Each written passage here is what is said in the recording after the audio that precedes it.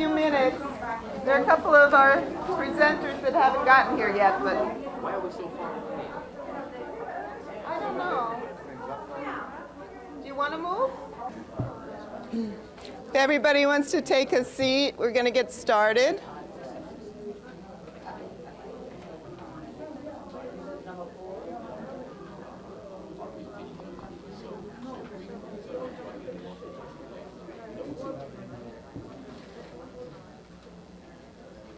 I want to welcome everybody,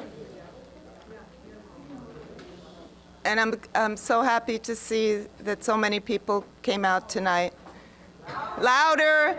Well, I'm going to begin with an important announcement, which is two important announcements. One is that the bathrooms are around the corner. If people don't know the way around here, you go down the hall, you turn left, and they're right there. The other is that this microphone is for the camera. It is not a mic to help you hear any of us. So we need to, if you can't hear us, please let us know. But it isn't the mic. It's because some of us don't talk as loudly as other people. Can everybody hear me now? Okay. I'm not going to take much time because there are some very experienced people in the field of housing who have a lot to say tonight. We are expecting two more people who may be somewhere on Route 9, judging from what I, encountered just in one block of trying to get here. Oh, there is a bad accident? Oh, no. Okay. Okay, so this may be where our other two speakers are, and I hope they can make it. One of the speakers was not on the flyer originally. She is a council person from Yonkers, where they do have the ETPA. The other person who hasn't come yet is John Shank, who is the director of the Cluster Housing Resource Center. The people we do have here may be familiar to some of you. Dennis Henrati, who is the executive director of Mount Vernon United Tenants.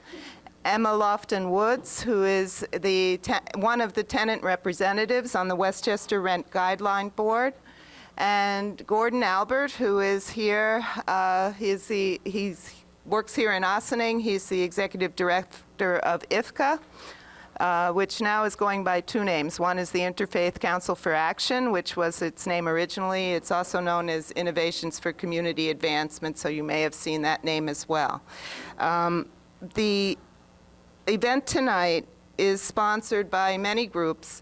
The Greater Ossining Community Dialogue, of which I am the president, has as its mission statement to support diversity and social justice in this community. The issue of what's happening to the housing stock and the ability of people of all ages and races and incomes to continue to live here is of great concern to us. We are also concerned about some of the tensions that the lack of housing and other resources is causing between some of the groups in our community who don't have much. What seems to be happening, and I'm afraid I'm seeing it in the high school as well, is that there is tension among one group, another group, there's resentment, and what I see happening is people fighting over the crumbs instead of uniting to make sure that the cake is more evenly divided. And it's in that spirit that, tonight's forum has been formed. The Ossining Committee to Save Affordable Housing has been extremely busy the last year or so. They are an offshoot of what was the Social Action Committee of the NAACP. They include people, though, who are not on the NAACP. And they have been, you may have seen them at Claremont Gardens, at Snowden House, and in meetings here. Peppy Powell is here, and I would consider her the main representative here from that group, although she belongs pretty much, as many of us do, to several of these groups.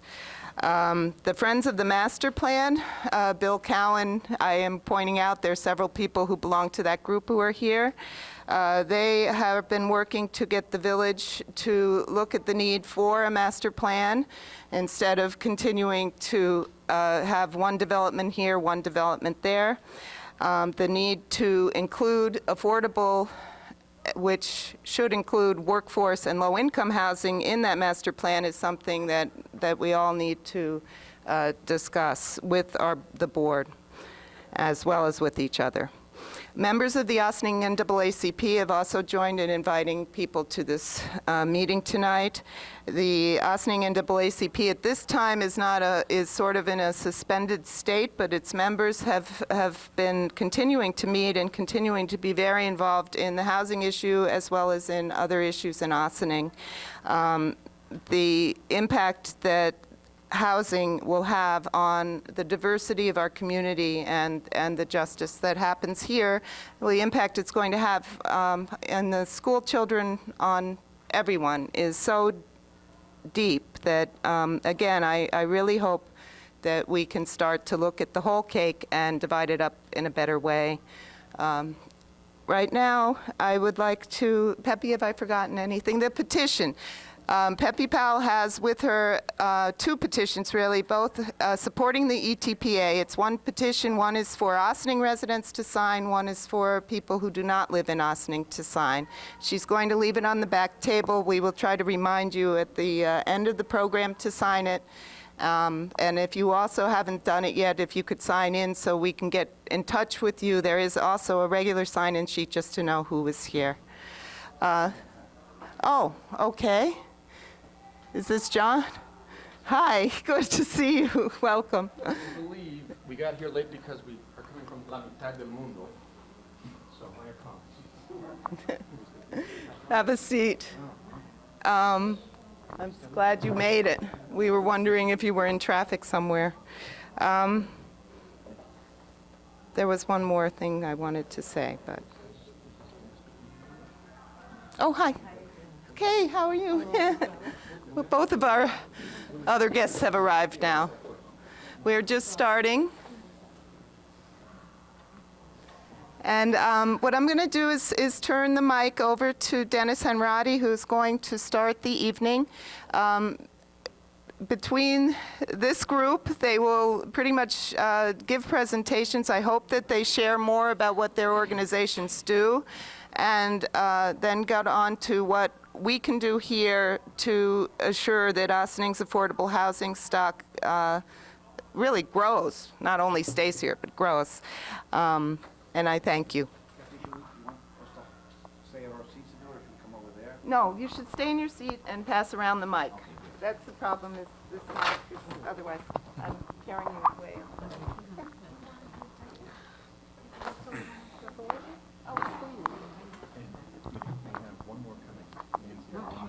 Oh, Nancy's coming? Okay.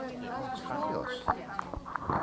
I'm sorry, there was one more thing I wanted to ask. Is there anyone here who needs Spanish?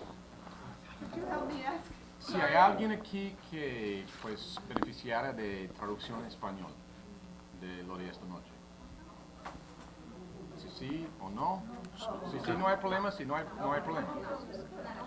My job's been made much easier. Yeah. Thank you, Johnny. My wife was going to be the Spanish translator here tonight. My wife is the Hispanic Affairs Administrator for Westchester County, Martha Lopez, but she had a prior engagement that just happened tonight, so she couldn't be here. So she apologizes, but she had spoken to John earlier today, and John said he would do that, but it may not be necessary anyway. Well, I thank all of you who have come out. My name is Dennis Hanratty. As it's been said, I'm the Executive Director of Mount Vernon United Tenants. I did bring a piece. I hope everybody got it. It's a notice of Tenants of Ossining. It's a little bit dated because this is a couple of years ago. We had a campaign up here to try to bring the ETPA to Ossining. The only thing that's really that's dated on it, though, is it says about last year's guideline for the current year. At that time, it was 2% and 3%. The following year was 3.5% and 4.5%. This current year, which began October 1st, it's 4.75% and 6.5%. So it's very, very bad. We're going in a bad direction there. But what this does just gives a little background. The ETPA, the Emergency Tenant Protection Act, is a rent and eviction law. What it does, it limits rent increases and it protects against evictions, unnecessary or unwarranted evictions. This little sheet gives a little bit of background on that. But whenever I talk about the law, I like to stress that it's the Emergency Tenant Protection Act.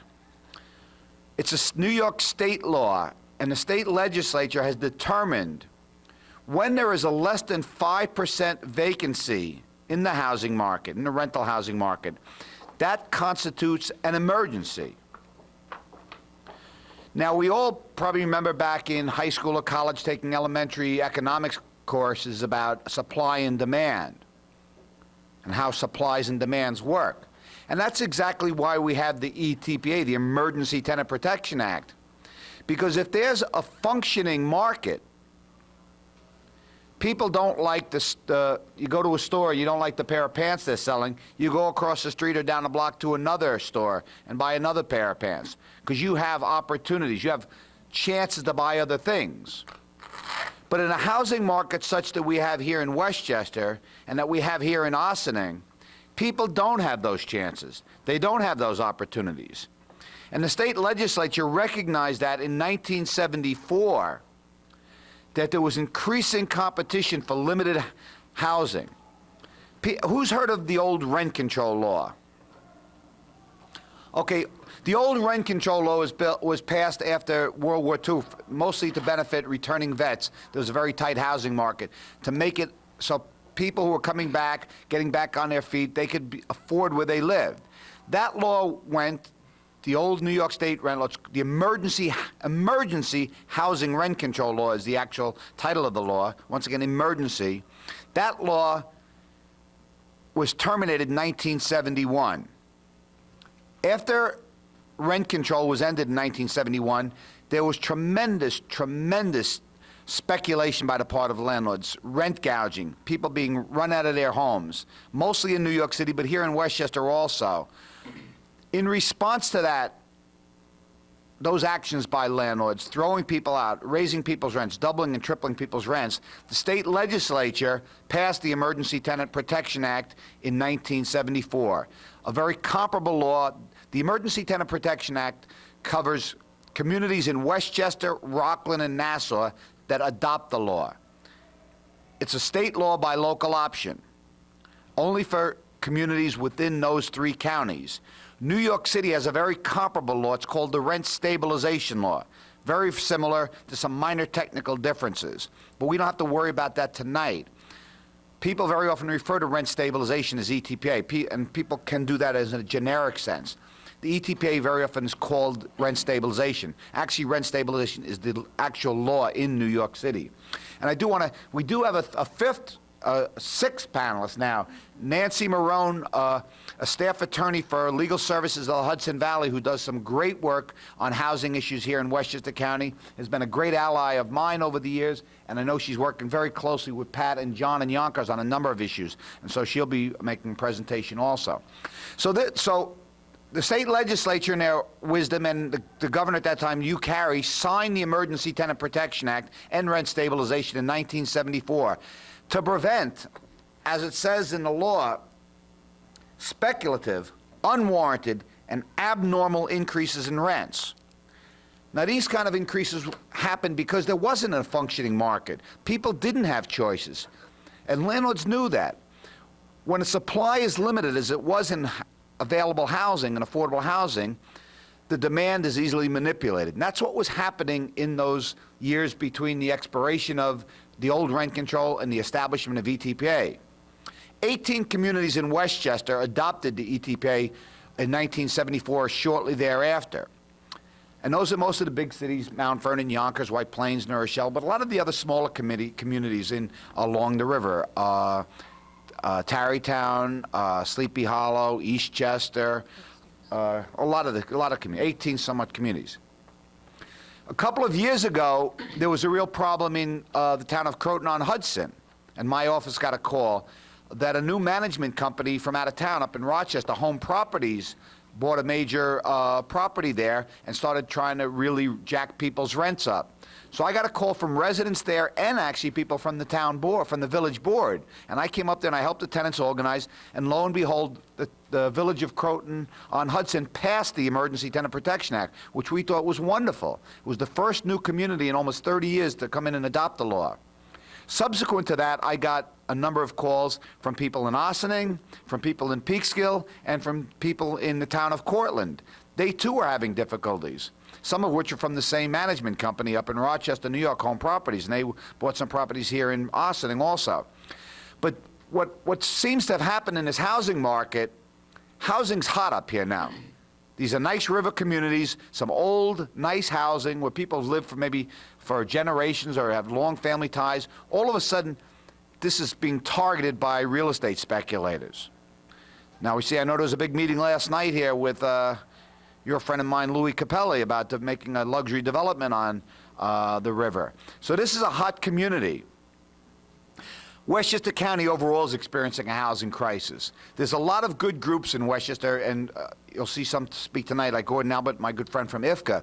A lot of groups are developing affordable housing, small not-for-profit groups. But it's always been my contention that we are not going to build our way out of this crisis. We are not going to be able to build enough affordable units to withhold this onslaught of private, luxury development and the pressures to move people out of the communities. We've got to also inject the term preservation into this dialogue. We've got to preserve those units that we do have in our communities, where people are living, where people have lived for years and years.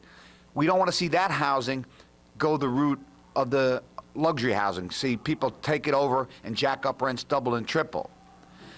While not-for-profits do a lot of good work developing affordable units, it's very, very labor-intensive, and they may spend 2, 3, 4 years to develop 6, 8, 10 units. What good is that if at the other side of the budget line, we're losing 200 units, as we just recently did in Claremont Gardens or in Snowden House upcoming? We've got to protect those units that are in our communities to begin with that are affordable now. And I think one of the best ways to do that is by local adoption of the Emergency Tenant Protection Act.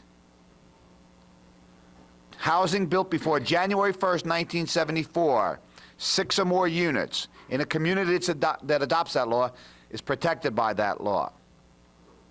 And I think it's time. I think Ossining should have done it 2 years ago, but they didn't. But we can't turn the clock back. We can work positively to look ahead. I'm very enthused by the number of people here tonight in the audience, and also the great panel we have. And I want to thank Kathy and Pepe and anybody else who's worked on this, putting a good, important meeting like this together. And I want to stress, as Kathy said, like about this pie, not only do we have to make it more evenly, we've got to grow that pie. We are in a crumb fight. And this is not only an issue here in Ossining or in Westchester County. This is a national and international thing, this growing divide between the haves and the have-nots. And it's people like the people in this room who are standing up saying, no, we don't want to be involved in a crumb fight. We're entitled to things as a human right. Housing is a right, or it should be. It's enunciated in the United Nations Declaration of Rights, and we should be recognizing that here. And everybody's entitled to a good, affordable, safe, and decent and dignified housing. And they shouldn't be worried all the time. When we talk about issues of economic security, I work on a lot of different issues, on economic security issues. I work on welfare issues and low-income issues. But I always say housing insecurity underlies all other economic insecurity issues. People cannot be fully functioning members of their community. They cannot do well in their jobs. They can't do well in school if they're always worried about their housing, if they're always worried about the landlord kicking them out or the marshal coming, and they can never really realize their full potential. So I think the ETPA gives us a baseline of support that we can feel comfortable. It gives us a level of tenure that we know that the landlord must renew our lease the following year. And the amount that he raised the rent is limited by a local guidelines board, which Emma will talk about a little bit, being a member of that board. So you have these protections. Like I said, it's a rent and eviction law. It limits the amount rents can be increased, and it gives you a sense of tenure. You have the right to renew your lease, and you cannot be evicted except for cause. If you didn't pay your rent, the landlord can bring you to court, and you may try to establish a meritorious defense or something. Or the only other way you can be evicted is you're doing something very seriously wrong within your apartment. If you're violating a substantial obligation of your tenancy, and that usually means if you're like selling drugs out of the apartment or something. Outside of it, it's very, very difficult for a landlord to evict under the state rent laws. So you have two benefits. You have the rights that your increases are limited, and you're not going to be worried about the landlord throwing you out next month, or next year because he's not going to renew the lease. You have that comfort that if you're in an ETPA apartment, that apartment's going to be there as long as the law is in effect. Now, the ETPA law is an emergency law, and it's got to routinely be renewed by the state legislature. It was renewed 2 years ago in 2003 for 8 years. So this law doesn't come up for renewal again until 2011. So we're pretty confident for those 8 years, and I'm sure it's going to get renewed at that time. I'm hoping people are going to have a lot of questions. I just wanted to give a little background from historical purposes, but also like the campaigns that we've been involved in trying to extend the law to other communities. And it's not that difficult of a process. All that really has to happen for Ossining to adopt this law is for them to hold a public hearing under the statute. All they have to do is hold a public hearing and vote on it. The village of Croton-on-Harmon did it on one night. And Ossining could do the same thing if there's the political will. So that's what the people in this room have got to say. We want this law, not only people in this room, but your friends, your neighbors, your family who could benefit from this. And not only, the people in this room, but what about our sons and daughters? The whole thing with Claremont Garden, some people are going to get protected in there for the balance of their tenancy. But what happens after that? Goes to market rate. So forget about it for people in this community. We don't want that to happen for other housing. We want to protect that housing. I'll pass it on because I know we have a lot of people. We'll take all questions at the end, you think, or? That's probably the best. There's going to be a flow to the presentations, and I think you'll see, we won't be saying the same thing, but there will be a flow. John, you weren't here when I announced, we have to use the mic or it won't come out. So. On TV. Okay, I'll let him. Good evening. What I would like to do is to have all of the different community-based organizations, the elected officials, the attorneys speak, and then I'll speak as a board member.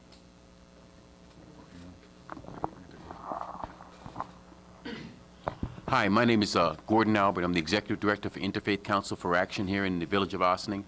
And for those that may not be familiar with us, we are a neighborhood preservation organization whose basic mission is to provide affordable housing and economic and social opportunities and revitalization for people from this community. We have a presence in Croton-on-Hudson. We have a presence in Tarrytown.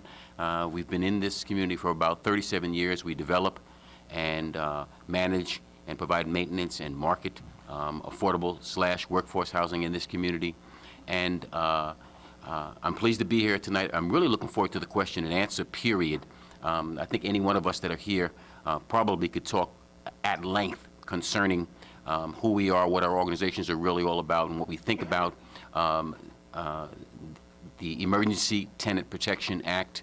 I think it's important that one of the points that Dennis had made reference to buildings that were built and occupied before January 1974, because there's a significant amount of misinformation that's going around pertaining to the perception of individuals that say that, well, if developers come into town and they are thinking of developing housing, though predominantly it has always been for sale housing, if one were to come in and had an interest in doing rental housing, that these regulations might discourage them from coming. Well, we're talking about buildings built before 1974. And, just keep that in mind. And I think I want to pretty much just leave it at that for right now, and I look forward to the questions and answers.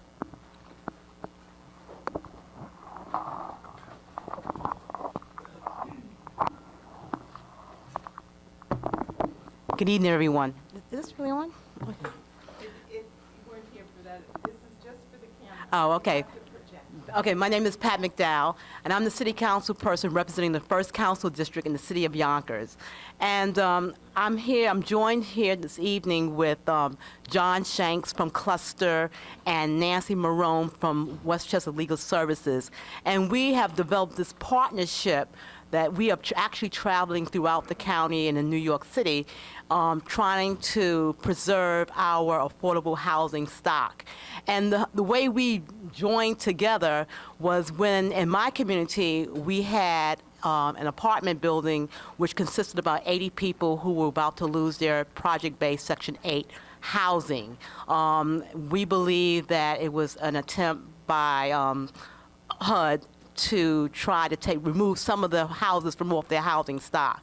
And so this particular building was about to lose their inspection rating, and subsequently they was going to lose their funding, and as a result, the tenants that reside there was going to have their rents dramatically increase to market rate, which means that these people would have been forced out of their apartments. And we had 2 buildings that went underneath this particular situation. They were both owned by the same landlord. Well, as a result, the cry came out to our office, and the various levels of government, as well as the different non-for-profit agencies, joined together, and we fought it, and we saved these 2 buildings. Since that time, Nancy, John, and myself, we have drafted a resolution that has been adopted by the City Council in the City of Yonkers. It's also have been adopted by New York City, Mount Vernon, Greenburgh, and the list goes on and on. Most recently, we presented the same resolution or similar resolution to the Reform Caucus in New York City, and it was passed unanimously. It also was passed before the executive body of the New York State Democratic Committee, which again it was passed unanimously, and then it went before the body, and then it was also passed unanimously. I'm told now that this resolution is going to go to the state assembly member Annette Robinson, who represents Queens, who heads the housing committee, is going to introduce this resolution. But our mission does not stop there. We recently, my office just drafted a cover letter, which we are going to send both resolutions to all the municipalities in the county. And the reason why we're going everywhere to talk about affordable housing stock is because, as you know, as we move forward and our paychecks is not meeting the means in terms of our housing, just the daily living.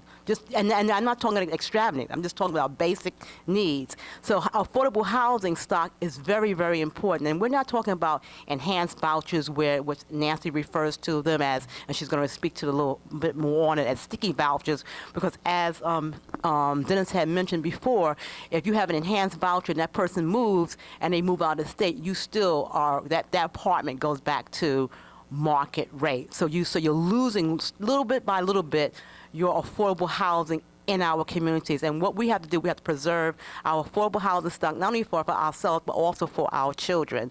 So, in short, although Yonkers is the 4th largest city in the state of New York and the largest city in Westchester County, we recognize in Yonkers that we are just a small voice when it comes to the whole big picture. This is why it's important that Yonkers band together with Mount Vernon, band together with Ossining, because if we all articulate the same voice, if we have one movement that's going to Albany saying that we demand affordable housing, then Albany takes that to the federal level, then hopefully we get something done. I'm next going to turn the mic over to John Shanks from Cluster. Thank you. I like to describe us as the 3 musketeers of affordable housing efforts in Yonkers, and we've had a good run of late, and it's a pleasure to be here tonight. As Pat's noted, we've seen for a long time, Nancy and I do the work that Dennis does in Mount Vernon and that Gordon's been doing for years and years throughout Westchester and more recently in Ossining, of course. And we see day in and day out, what are the gaps? What are the holes that tenants consistently fall through? Even in communities where there is ETPA, there are still gaps in the laws. Not every property in Yonkers is covered. If Ossining adopts it, and we sure hope so, and we hope that our being here tonight helps the effort along, and we'll look forward to more ways to how we can cooperate, because God knows every community in Westchester that adopts ETPA, every community in Westchester that gets on board with resolutions like Pat and Nancy and I have been able to put together, helps us, the whole effort, go further. But we've seen there's other holes even where there is ETPA. What you all live in general here we see probably in similar total numbers down in Yonkers and in Mount Vernon. Families that do not have the benefit of ETPA, families who they come into my office and they're crying because they made one phone call about the fact that there had been no heat for the longest time, and now the landlord's giving them walking papers. Why? Because they don't live in a protected building. They don't have a lease. They're a month-to-month tenant, and the landlord can terminate them for no reason with 30 days' notice. So one of the things that the city council legislation that Councilwoman McDowell successfully pushed through unanimously, it's still a shock to me, in Yonkers City Council. I'm still not sure what gun she held to her Republican councilmates' heads to get this passed, but it got passed. One of these points is eviction for good cause only in all properties of 3 units or more. It's a huge, huge advance against landlord impunity. Accountability for landlords. Tenant made a good faith complaint about a housing code violation, the landlord can't bounce them a month later. That was a huge advance. If you got ETPA in Ossining, that rule applies per se, just 'cause. As they say, it's just 'cause. You know, in properties where this doesn't apply, the landlord can throw somebody out just 'cause. Where it does apply, and with ETPA, it has to be just cause. Very important differences here. And it's a huge problem with our work where landlords can operate with impunity in all these properties that are not under ETPA or where there's not written leases. So this has been a major, major advancement. The resolution and the council legislation that's been put through is basically speaks to 3 things. All 3 are very important, and I'm going to let Nancy speak to them a little bit more as well. But they speak to this: just cause only evictions for 3 units or more.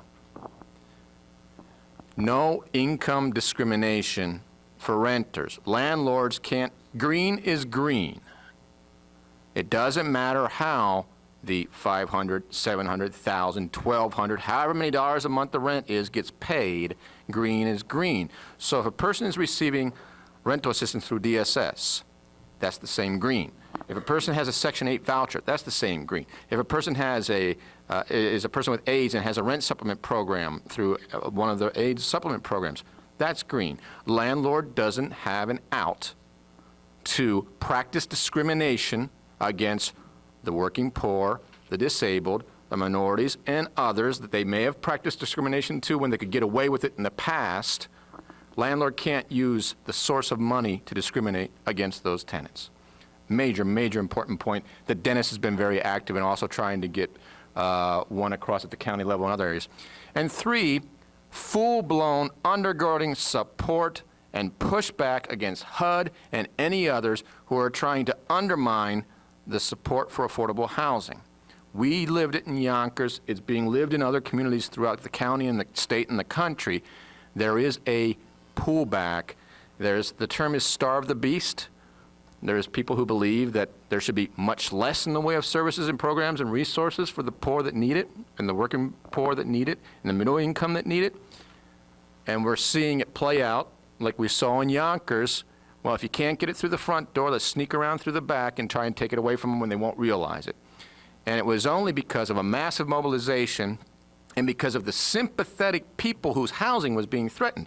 You had 80 households, working poor, disabled, and some seniors in Ms. McDowell's district. You had 110 seniors in one of the best buildings in my neighborhood where I work and live. It's one of the rocks of stability in my neighborhood. HUD was saying there was conditions there that meant that the subsidy should be taken away. It was a farce. And we were able to win that fight because people like Ms. McDowell got together with other politicians who realized, this is one I got to get on the right side of.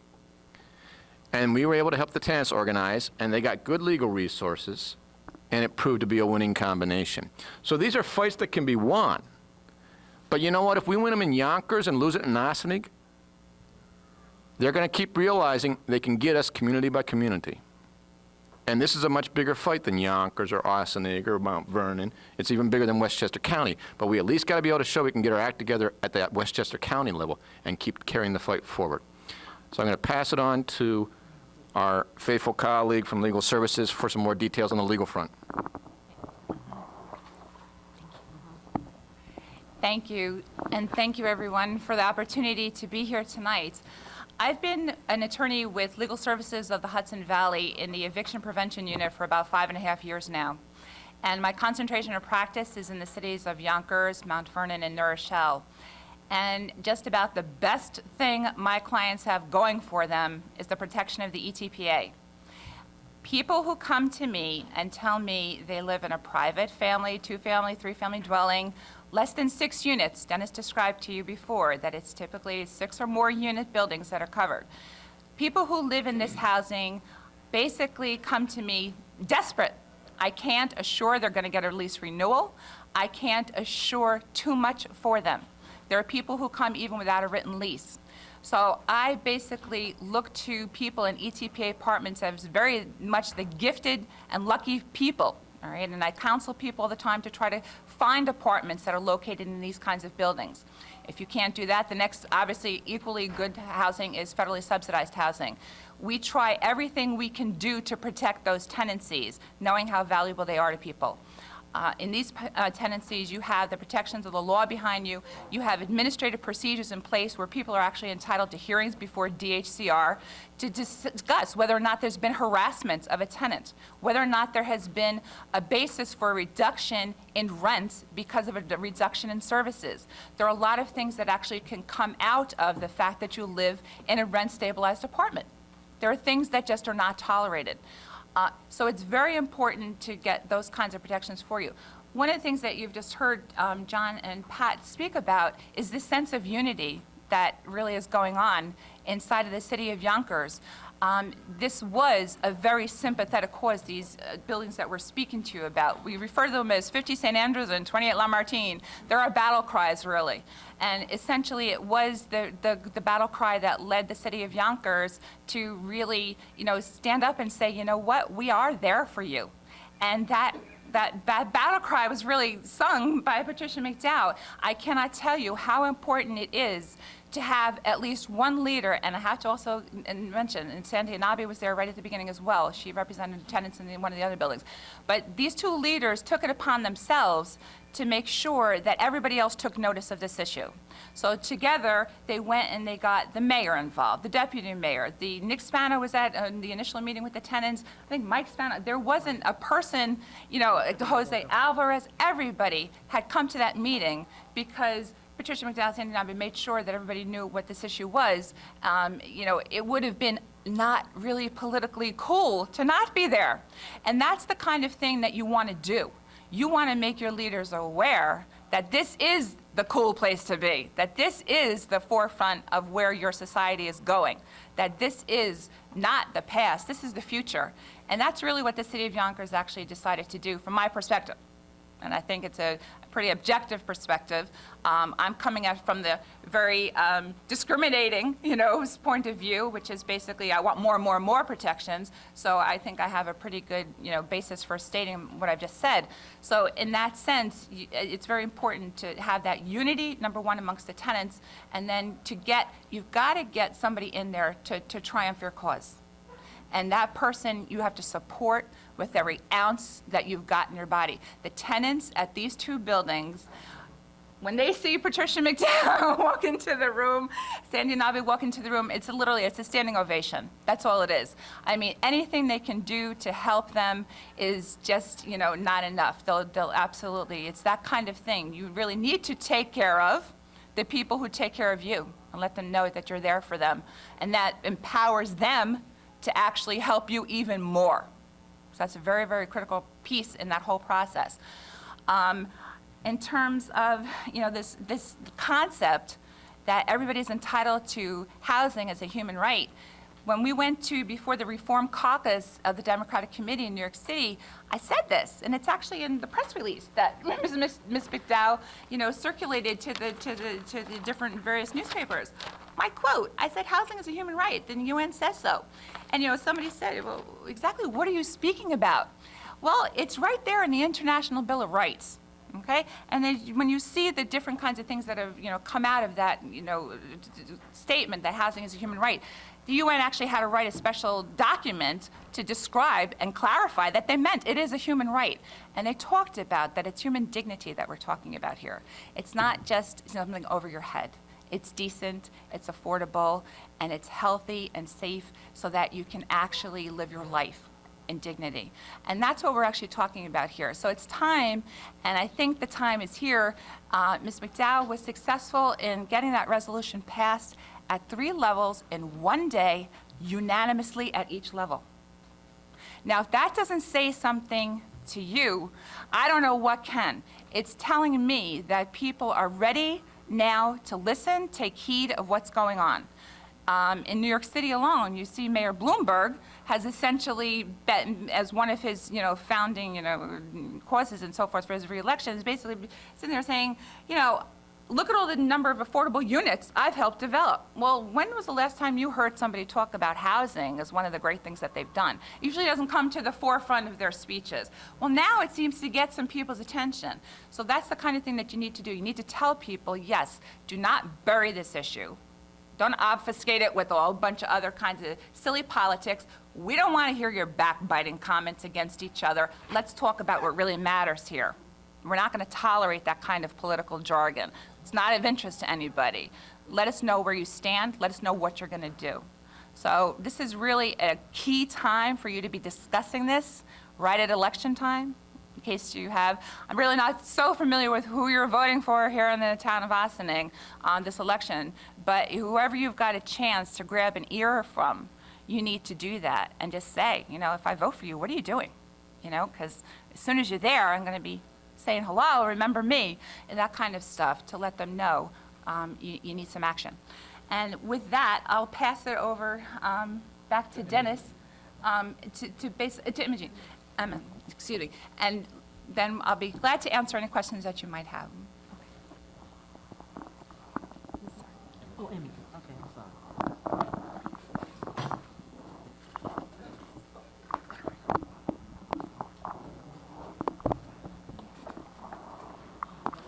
I just wanted to mention that we're using a lot of terminologies up here that may not be totally familiar with you, to you. We've said things like HUD, and it's United States Department of Housing and Urban Development. We'll make reference to DHCR, New York State Division of Housing and Community Renewal. And as we make reference to these different governmental entities and/or legislations and/or laws, they're backed up by something. So don't hesitate to ask questions, make comments. Just feel comfortable with that.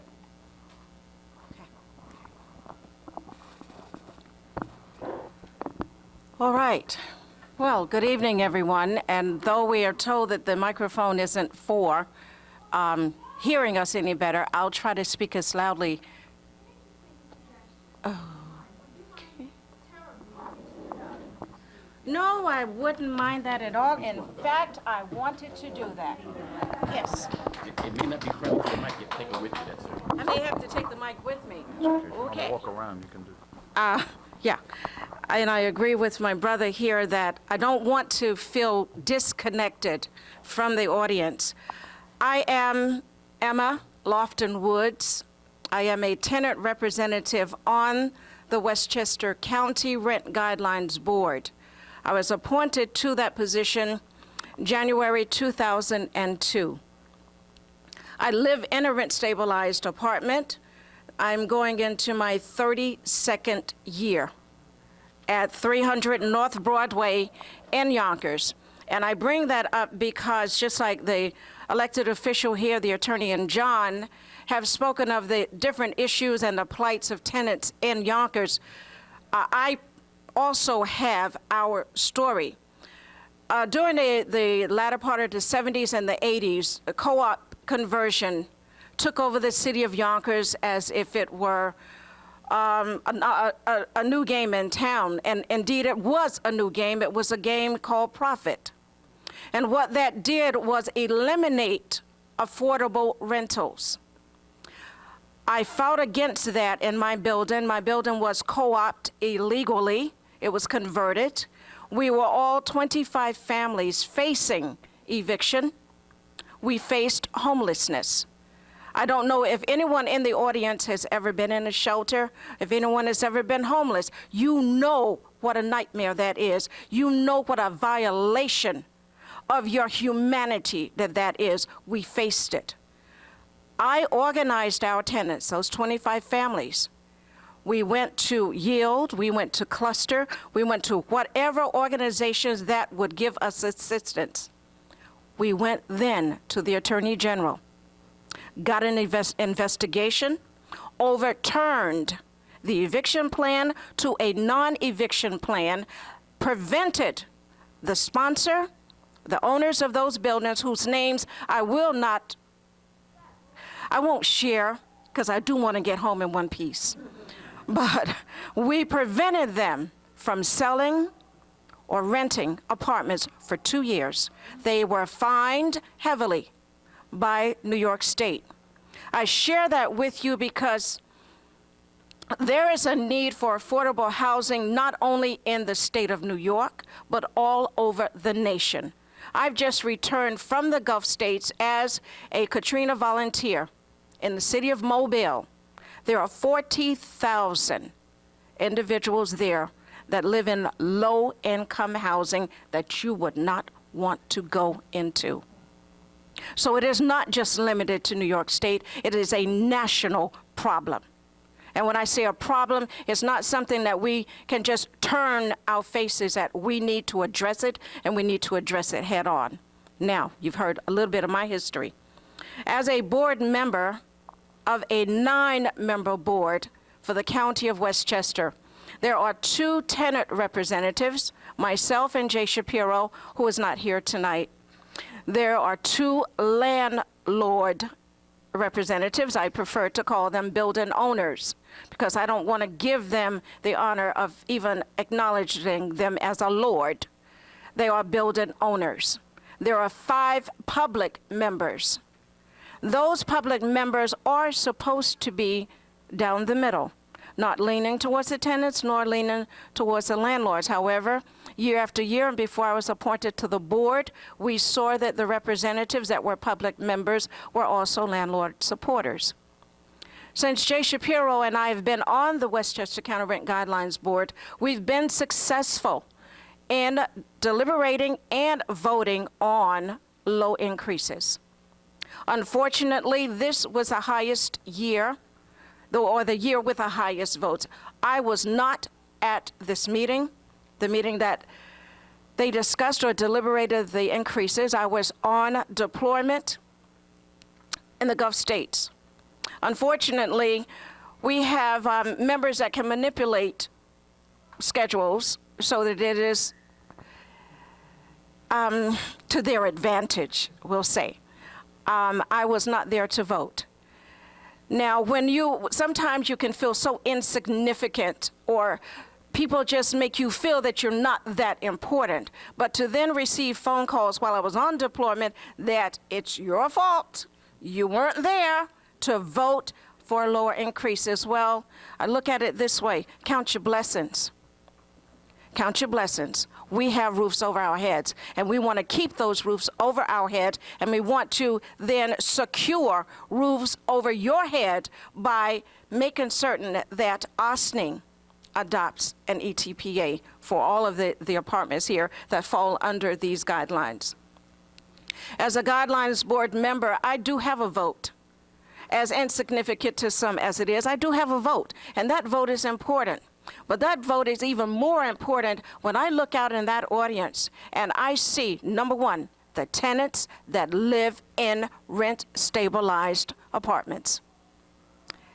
Year after year, the numbers are dwindling. There is no representation. So when someone wants to point the finger or to call me at all hours during the night and accuse me because the increases are high, they need to first think about themselves. Where were you? I cannot fight your battles. I can vote for you because I'm also voting for myself. But there comes a time in all of our lives that you have to stand up for what you believe in. You have to stand up for what you know is right. And right now, the right thing, I'll say righteous thing, is to have somewhere where you can afford to live. to live in a rental that you can afford to pay every month. And it does not mean that you've got to not buy your medication, that you've got to cut down on your food, that you've got to go without necessities just to pay rent. Rent stabilization in Ossining and all over our nation, affordable rentals are important. But the most important thing during the process before we reach an agreement is that we see the faces that we represent. Tenants know how we're going to vote, Jay Shapiro and myself. We are going to vote for 0 or the lowest. But there are 5 public members that tenants that are in rent-stabilized apartments and rent control must convince. We do not have the affordability of hiring an ad company to come in and give a great big presentation, but the fact that you're there, whenever Ossining does adopt ETPA, I want to see your faces, because your faces are what helps those 5 members to make up their decision. They could go either way. And I've been told time after time by the building owners that why should we care? By the representatives of the landlords, why should we care? The tenants don't care. They're not here. If you've ever seen one of our hearings and you scan the audience, you will see that there are very few numbers. It's important that your voices are heard. That is very important. There is one iron rule to organizing, and I'm sure that Gordon and Dennis and John and the elected official and the attorney probably knows the same thing. You never do for a people what they can do for themselves. And I'm sure you hear that in church as well. God helps those that help themselves. And if people that are living in rent-stabilized apartments, the tenants that I advocate for, that I represent, if you're not willing to come out to the meetings, if you're not willing to organize yourself in your communities and stand up and say, we vote, we are tenants, we have a voice, we have a right to be here. That's very important. I urge you to continue to mobilize, to continue to press your elected officials, because that is their job. They are your paid representatives. And it is important that they begin to realize that without the constituents, they have no jobs. So it is so very important that you take control of this situation and say, we need to have roofs over our heads that we can afford. Now, getting back to the board, during deliberation, our landlords are going to, their representatives, fight for their landlord members. They're both attorneys, and they're both real estate attorneys. We're up against a battle on that board. It is not an easy task, but it is one that I take with pride because I care. Under the Rent Stabilization Act, there are many benefits, and one of those benefits is it's that if you're in an apartment, as I am and you will be, and you have family members in that apartment with you, there are heir. That apartment is passed on. That is one safety net of maintaining affordable rentals. Just one. It's a small one, but it is one. And there are stipulations that person has to be in your home for a certain amount of time before the lease is then passed over. And another thing that it may sound like I'm bouncing around, but I am, because there's a lot to say and there's a little time to do it. Whenever you sign your leases, I don't understand why people move so much. It just baffles me.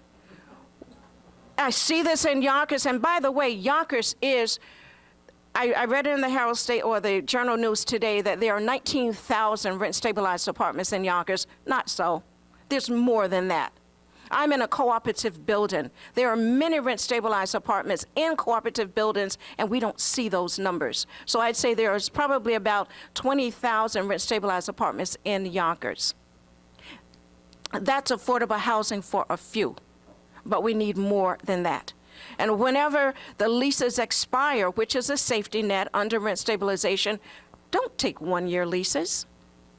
You spend more taking a one-year lease than you do on a two-year lease. This year, the increases were 4.75 and 6.5. 4.75 for 1 year, 6.5 for 2 years. And if you take that and you divide that, you're only paying 3.25% for a year. So, no, I don't like it, but it is what it is. I'm not going to vote to confirm this because I wasn't there to implement it. But we have to look at the math. Yes, these building owners need increases, but they do not need to be greedy. They have the resources. Our tenants have limited resources. My heart is in this because of my seniors, because of the young families who cannot get out on their own because they can't afford to move out from mom and dad. There's more children coming back home than there are children leaving. So I don't need to go into that, but we all know what that's all about. And when they leave, they send the grandchildren back. But that's okay. That's okay. We are there for a reason, but we have to use all of our wisdom collectively whenever we address our elected officials, when we go to Albany, or when you just speak to your neighbor. Your community is at stake here. And this is what is so very important. I will continue to advocate on that rent guidelines board for every tenant in Westchester County. I call this my family. It's my family, and it is a tremendous responsibility. Like I said, as insignificant as it is to some, it's a very significant role for me. Because when I vote for an increase, I'm also voting for that increase for myself, for my mother, and for my sister, and all of my family members and friends and relatives that are in rent-stabilized apartments. But I will leave you with this. Whatever it is that you do, you must do it as a unit, and you must stick with it. It's not an easy road, but believe me, I'll take death threats any day and have a roof over my head than to lie down and do nothing. Thank you.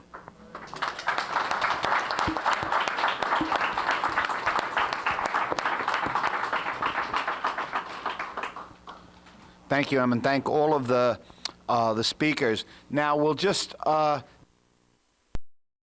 Claremont Gardens was a federally assisted project, okay? And that has been decertified, okay? It's gone to market rates for those people who vacate their apartments. Those tenants who stay in the units will be being provided with what are called enhanced vouchers that'll go up to market rates, higher than what HUD would normally pay for a Section 8 voucher. However, you see, there's two different levels of government we're talking about. That was covered under the federal government with federal assistance. The ETPA, the Emergency Tenant Protection Act, is a state rent regulatory law. It's not a subsidy. It regulates the rents. It limits rent increases and guarantees renewals of leases. Claremont Gardens could theoretically come under the ETPA if it was built before January 1st, 1974, and Ossining adopts the law. So that could come under. I see people shaking their heads. I mean, it would have to be clarified. If it was built before January 1st, 1974, and Ossining adopts the ETPA, it would be covered. My professional estimation would be all the units would be covered under ETPA. Why has Ossining not adopted? Well, that's why we're here tonight, I guess. No, I mean, you can hold it, and you have to worry about having to be thrown out because you can't afford. You're right. I paid regular rent when my husband was alive. When he died, I lost his income, so my rent had to go lower because I couldn't afford it. Sure, but as that has become decertified, there's no state law that covers it. I see the ex-mayor, John Perla, has a point. Just for clarification, the clock starts to tick when the building permit is taken out. We had thoroughly checked out the situation of Claremont Gardens, and it was built after that 1974. They were going through the process of planning and zoning and getting all their approvals, but it was, the shovel wasn't put in the ground until after the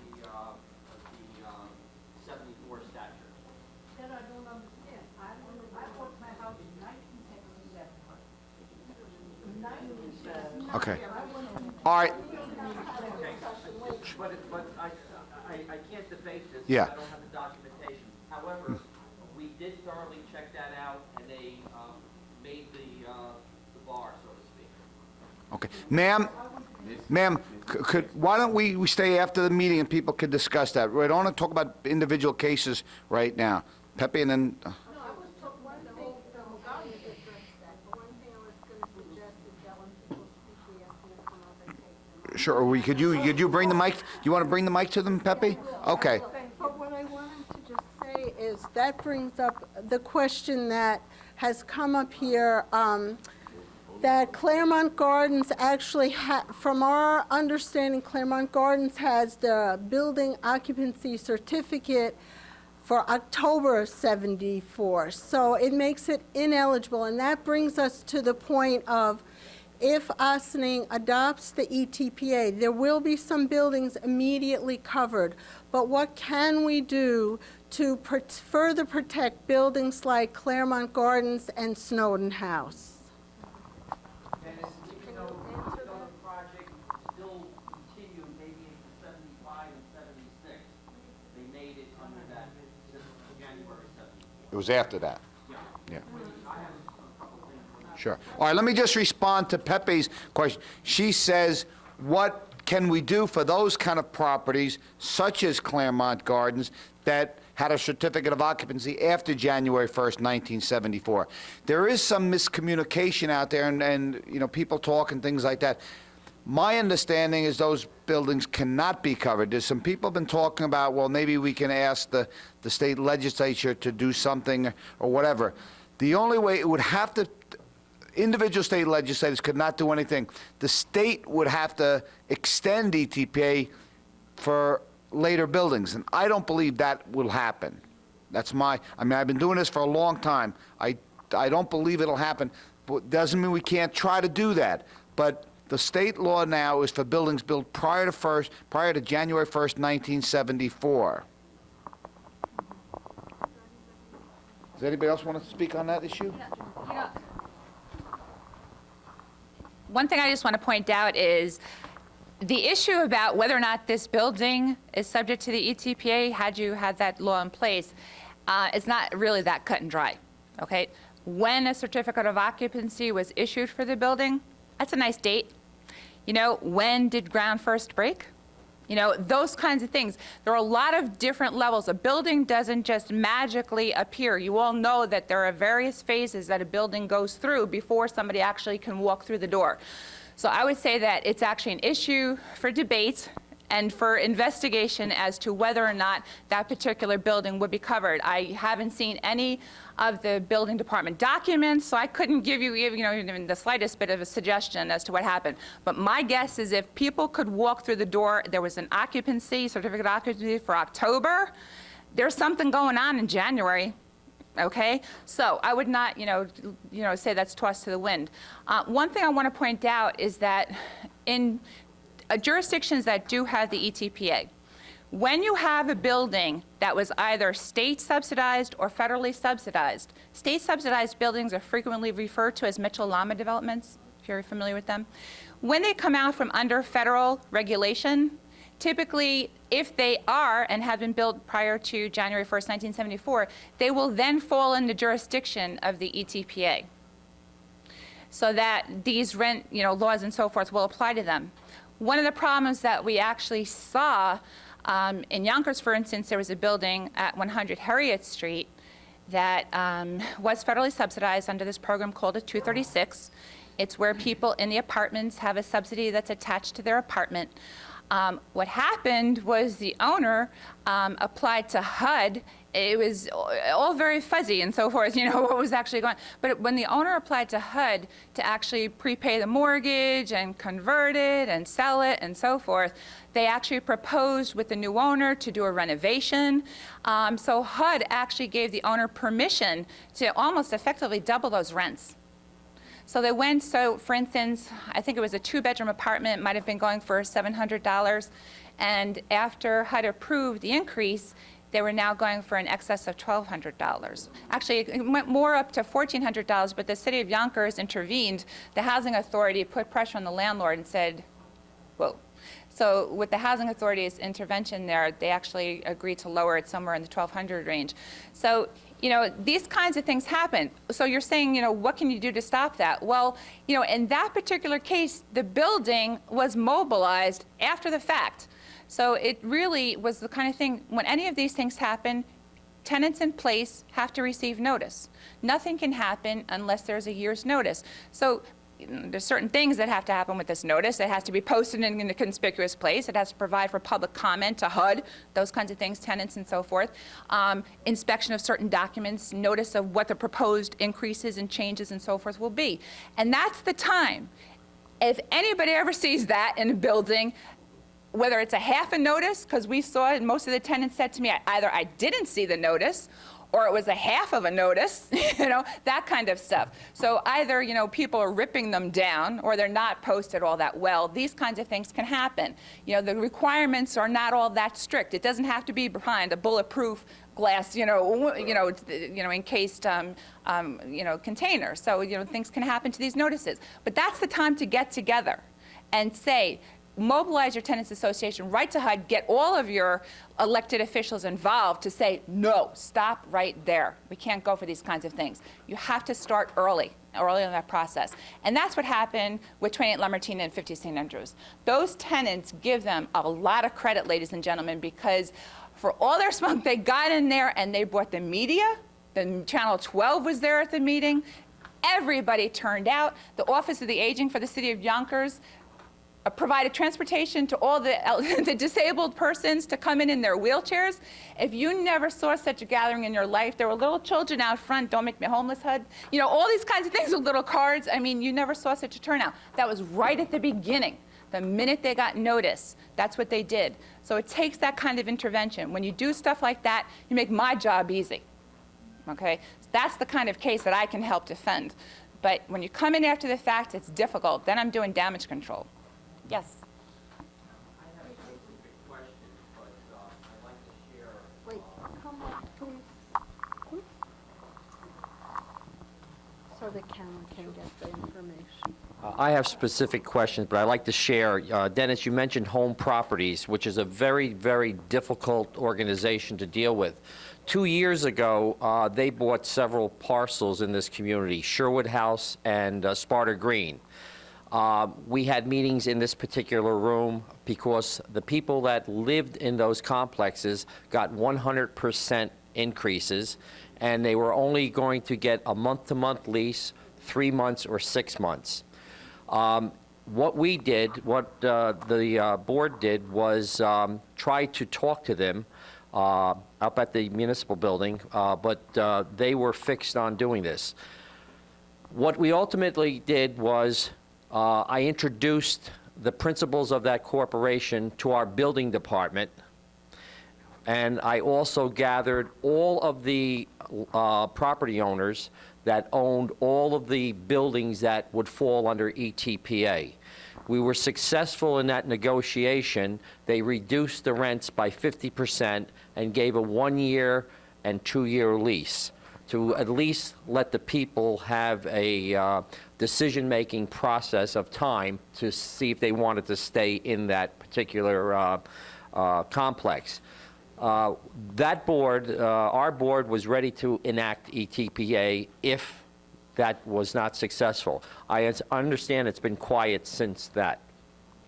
What I would like to do is to tell you that I go back in time. I lived right around the corner when we had rent control. And in the 60s, just to let you know, my parents were paying $65 a month in rent.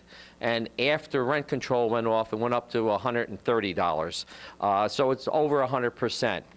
So my question is that, I think you answered it. How many units fall under the ETPA? Is it 6?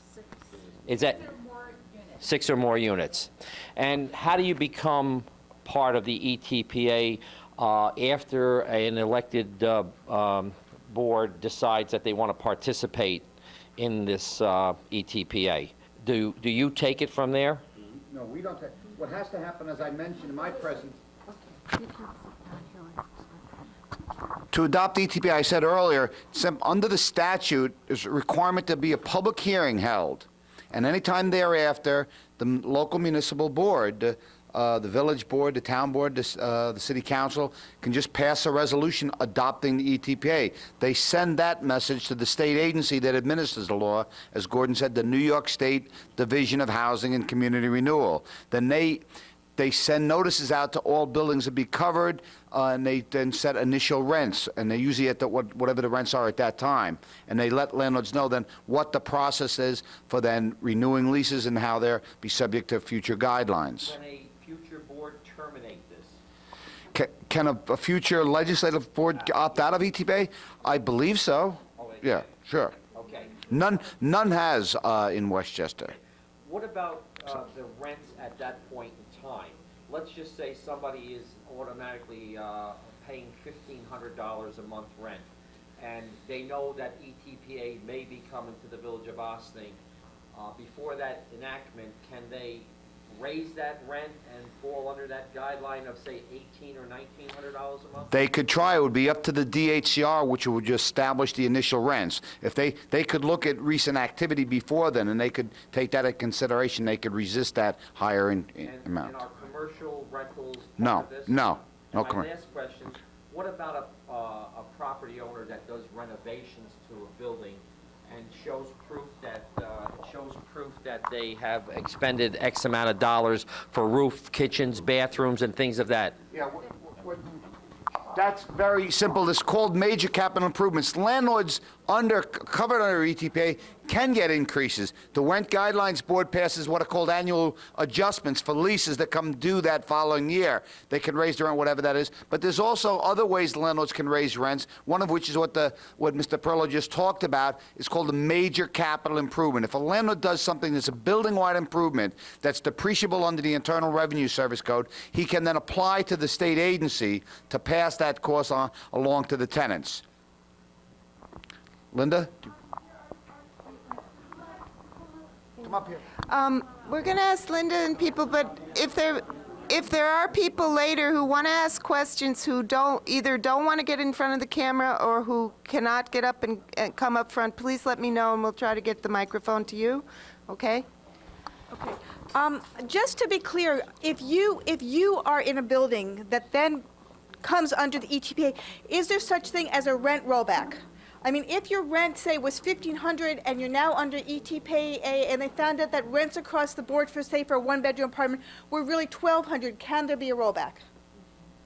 I think what is happening there, when a building under ETPA, first of all, there's an accounting process. For the first 2 years, they do not submit that information to us. After the owner has owned that building for 3 years, they then give us their financial data so that we review that before we make a decision.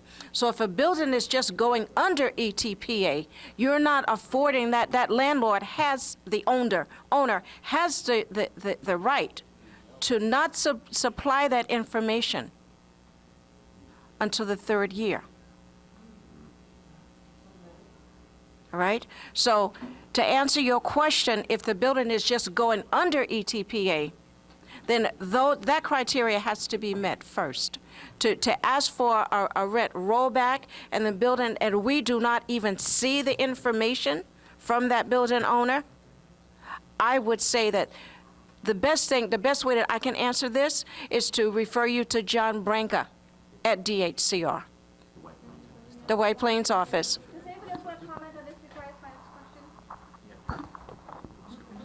You wanted to know if the building came in and rents were $1,500, what the landlord was charging, could the tenants then apply to have it reduced? Right, if it was deemed to come under the ETPA guidelines. DHCR sets the initial rents.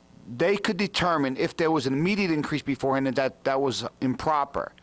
but the DHR, the state agency that determines what the initial legal regulated rent will be. So it'd most likely be the rent that was in place, but if there was some activity immediately before the adoption, they would take that into consideration and they could reduce it if it was that. Like, let's say the word was out that Ossining was going to adopt ETPA. All of a sudden, 4 or 5 landlords, try to put a $500 increase. My guess would be that the DHR would say that's illegitimate. That would go back to what it was before then. Because remember, and tenants who may be moving into that, then they would have the administrative ability to file a complaint. One thing the law does, as I said in the beginning, it's a rent and eviction law. It limits rent increases and protects against unjust or unwarranted increases.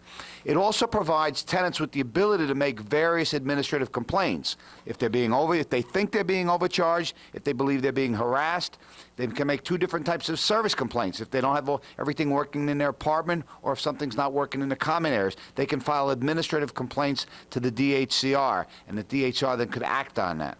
So there is the possibility. There's not too many scenarios of new communities opting in. Like I say, when Croton-on-Hudson opted in, they were the first new community in 30 years to do it. The example there, though, is that the DHR accepted the rents that the management had there before they put the increases on. So my guess, if there was a dramatic increase shortly before the adoption of the ETPA, tenants would be able to challenge that, and I think they would be able to challenge that successfully.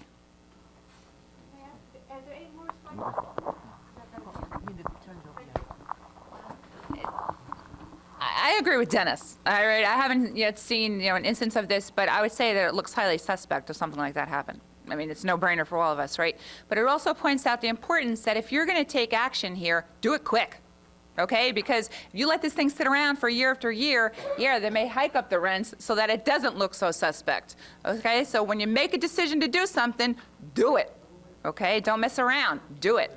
Okay, the one thing I want to point out, this ETPA, as great as we're making it sound, and as necessary as it is for you, isn't even the end-all catch-all. Okay, there are still things that can happen under the ETPA. A landlord can do a substantial renovation and try to bring it out from under the ETPA.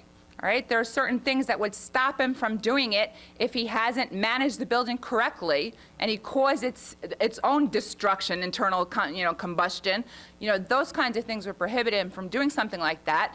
But there are things inside the ETPA that not necessarily are foolproof guarantees forever. So this is the minimal thing you want to do in your community. This is the minimal. So this shouldn't be something that people are looking at as this say, well, it's the least you can do for yourselves. Excuse me, if I may add,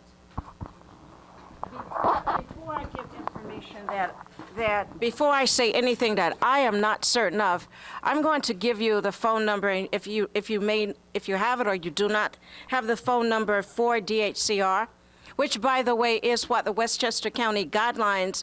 We are under the State of New York Division of Housing and Community Renewal. That phone number is 948-4434. 914-948-4434. It's at 75 South. Yes? 75 South Broadway in White Plains. There's literature that is available there that answers a lot of the questions that you have. And since you are not, Ossining has not adopted ETPA yet, they will. The questions that you're asking now can be better answered by John Branco or one of the members at DHCR. Real quick. While we're giving information here, DHCR has a fantastic website. All right, so why don't you just go on to Google, dogpile.com or google.com, do a search for DHCR, Division of Housing and Community Renewal, and you'll see their website. They've got, frequently asked questions. They've got all sorts of forms. You can see the various complaints that Dennis was referring to in terms of things that, tenants can file with DHCR if they want them as an arbiter, and so forth. It's a tremendous website, so take a look at that if you get a chance.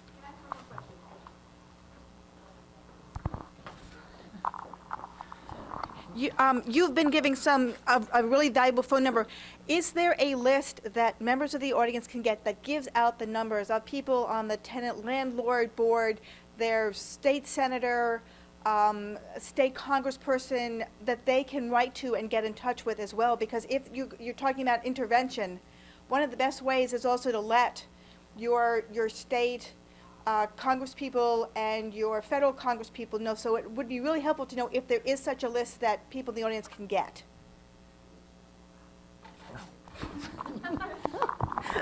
You're not going to believe the answer to this question, the Blue Pages. Your telephone book is the most tremendous resource you have in your house, whether you know it or not.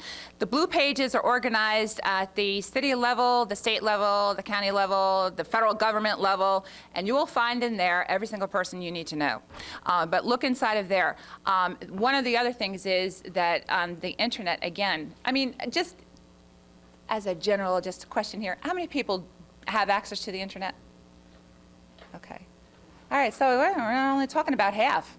All right, I would have thought it's more, but I just want to point out, I'm sure, and your former mayor can speak to that, your library, I'm sure, has access to, for every single person who wants to walk through the door and use the internet. So you always have a place to go where you can get on the internet. If you don't know how to use it, do not think that you'll never learn how to use it. But that is the quickest way to find anything. So you go on the internet, you do a search for senators, everybody, you wouldn't believe the kinds of things you can get.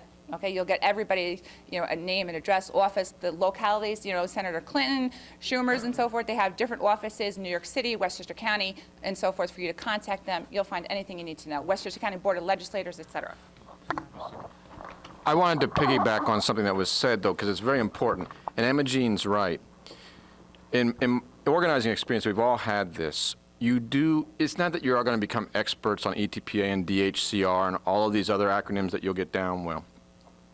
But you should have a general understanding of what you're lobbying for. And if necessary, you should have a few in your group who are becoming expert on it. Because otherwise, the landlord lobby and the politicians that feel uncomfortable about this will say, oh, no, but there's boogeymen down at DHCR, and they're going to come make it impossible for a landlord to own a building in this town. Or, oh, no, ETPA has wrecked housing in Yonkers and other places. They'll come up with the biggest load of crap you've ever heard about how devastating ETPA is and how interventionist DHCR is and that kind of stuff. So find out what it's really about. Have a few people who can articulate what ETPA is about. Have a few people who can tell the truth about what DHCR does and doesn't do, so that when your opponents stand up and talk about the terrible things that they are and do and the terrible impact it would have, you can have a few people that can catch each of those points because they've boned up on it. Don't go into this fight less prepared than your opponents are. Get people that are studying up on, and you may already be doing that. I might be telling you the obvious, but I've done this enough times, and I've seen the other side come out with these horror stories and latch on to the one case out of 1,000 where that might have taken place and paint it like that's 999 cases. You got to be able to come back at them with the way things really are. This is really good for us. It's worked for these other communities. We want it here. You got no good reason not to let us have this. I just have to tell this is just too funny. When John and Patricia and I were up at the County Board of Legislators on the housing resolution, one of the attorneys representing one of the landlord coalitions said, I'm not so sure there is a housing emergency anymore.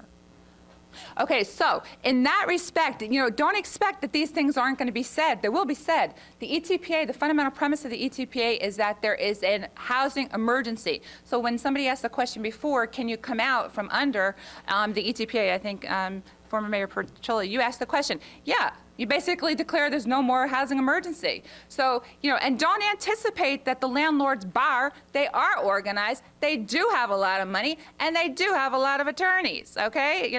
That's just basically what's going on here. So they're very powerful, and, they can try to push their points wherever they want to push them. But, that's what you're basically up against, and you need to be educated, as John just said. I'm just going to ask a question about Claremont and Snowden. A lot of people are here tonight that live in two different buildings, Snowden and Claremont Gardens, and they're Mitchell-Lama buildings. And I think that there's a lot of misinformation about what Mitchell-Lama is. Can you guys just explain Mitchell-Lama and why the decertification is happening? what the next steps are. Claremont Gardens has already been decertified. Snowden is in the process of being decertified. We've been working for EPTA here for a long time, but this is happening right now, and it's very scary for a lot of people who really don't have good answers. Let me just point, I'm going to turn this over to Dennis, but one of the things I just want you to know is Snowden has it. They are Mitchell-Lama.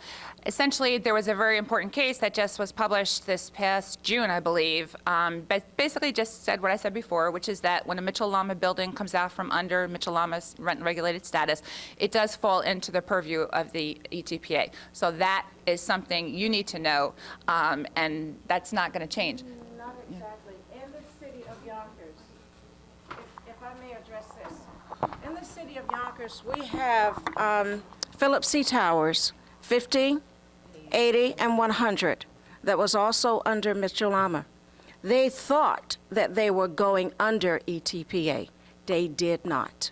And this is not to discourage you, but there's no guarantee that that is going to happen. There's no guarantee, but you must fight for that. And those tenants fought for it as well.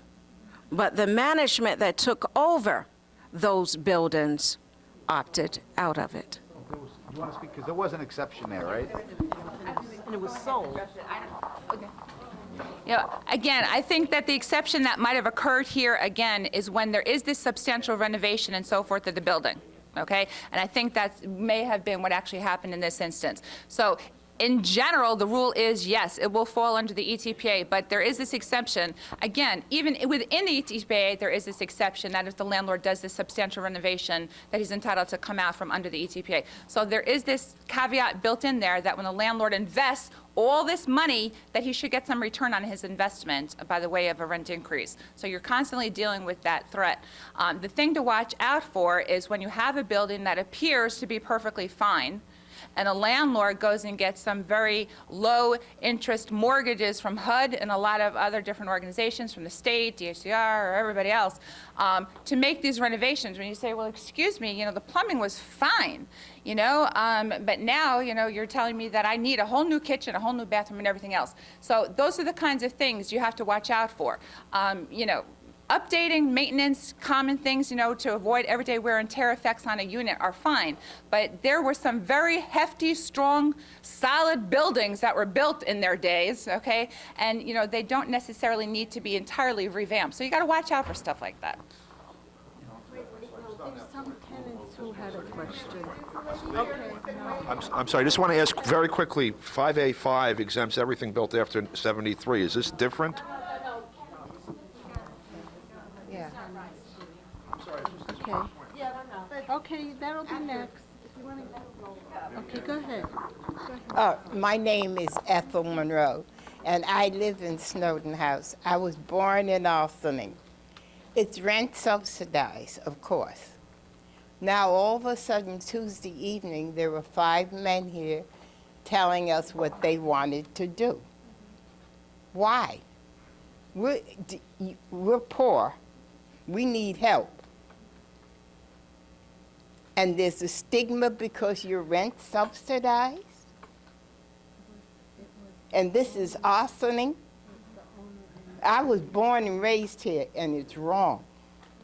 And no, don't laugh. It isn't funny. And that's my amen sister. I'm 86 years old, and I can tell you about Ossining. Now, Ossining has rich people, middle income, and us poor people. But we live too. And we like to look at the river also. We were raised.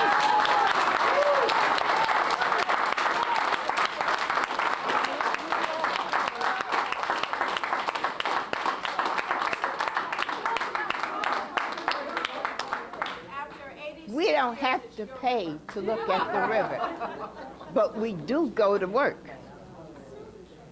Maybe we don't make as much as other people, but we enjoy what we have. And no one has the right.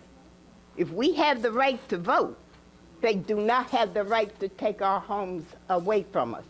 And we're not looking for that. And we need all the help we can get. I don't care about those rich folks in Ossining.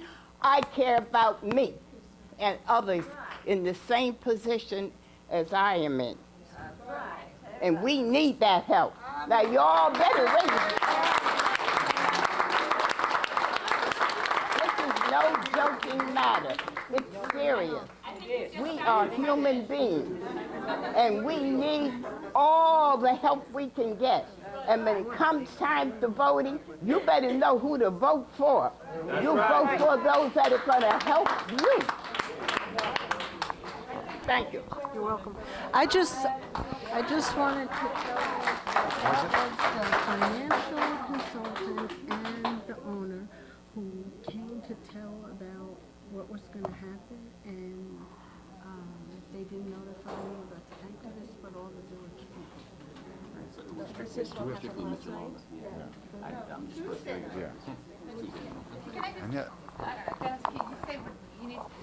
You know, this process that you're talking about, somebody just came to tell you what was going to happen. You're right there at the beginning, like I just talked about before, right?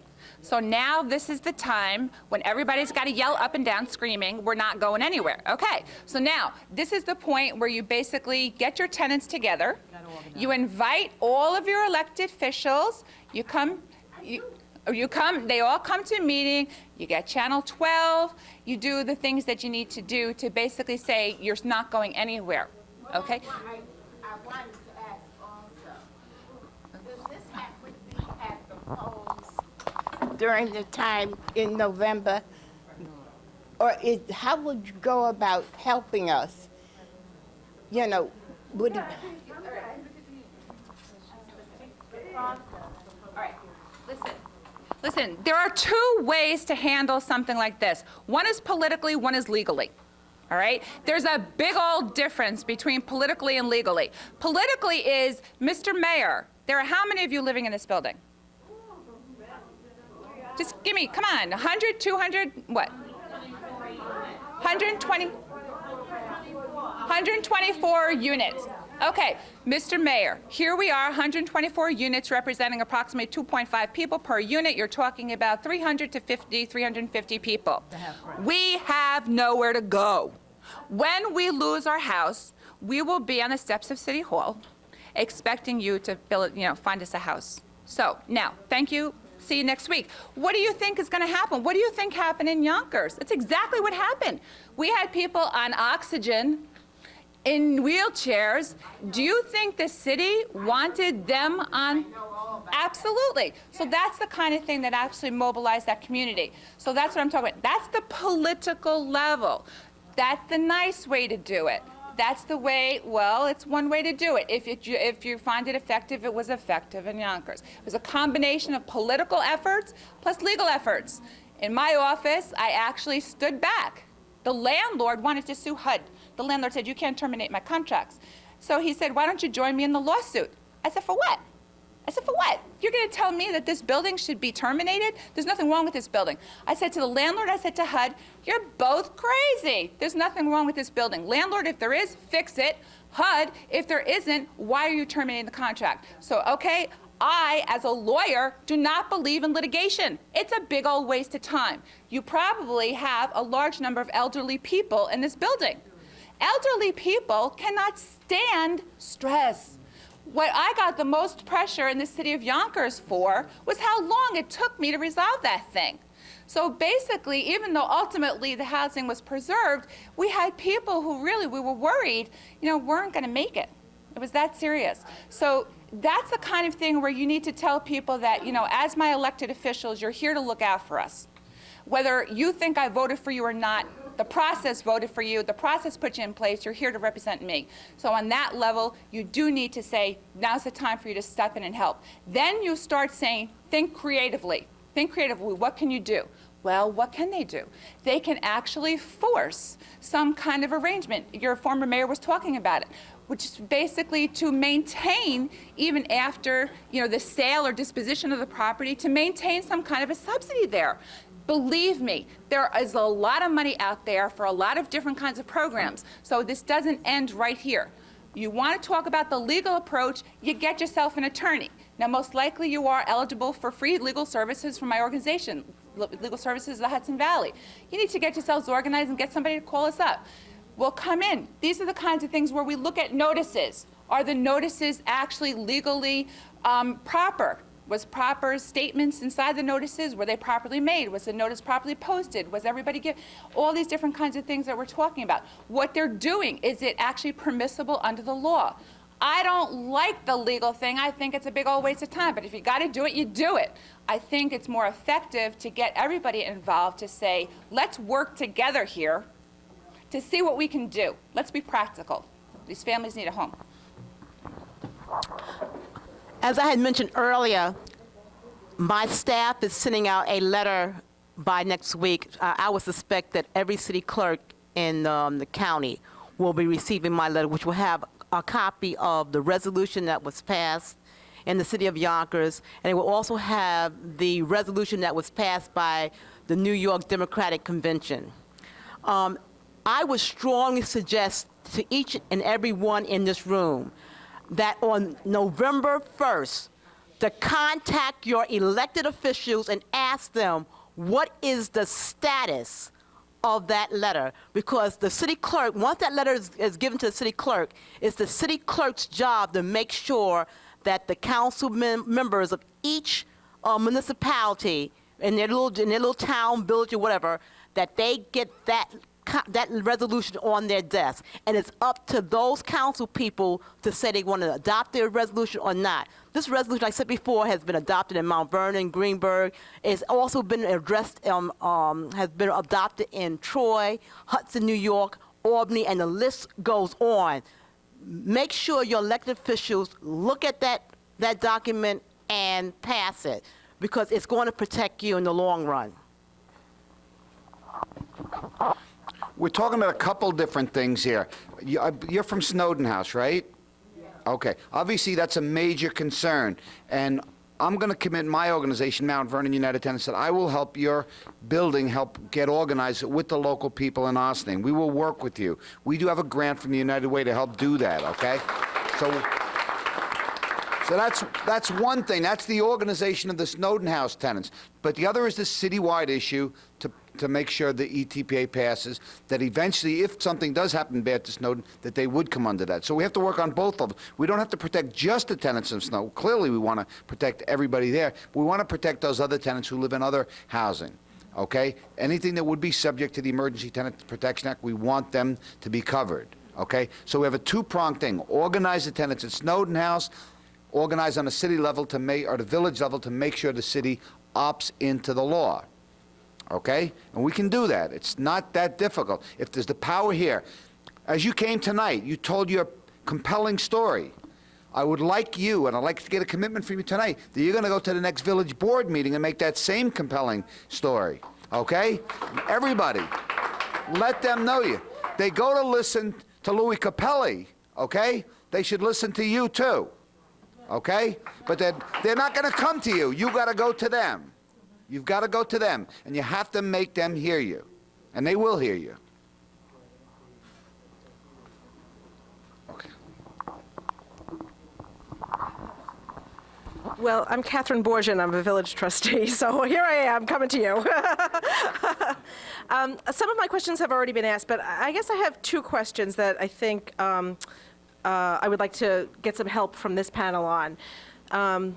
One is that I know that sometimes, especially with these Mitchell-Lama projects, I know that, for example, when I called up DHCR about Snowden House specifically, one of the things that they said to me from DHCR in Albany was that part of the problems with the Mitchell-Lamas is that they have fallen into disrepair, and they do need some infusion of cash for some of the really, necessary repairs that are happening. And I actually am working on behalf of a tenant in Claremont Gardens, as a matter of fact, and I know that that's really become an issue for this particular family, that they're, the infrastructure and the sidewalks and the things are in disrepair.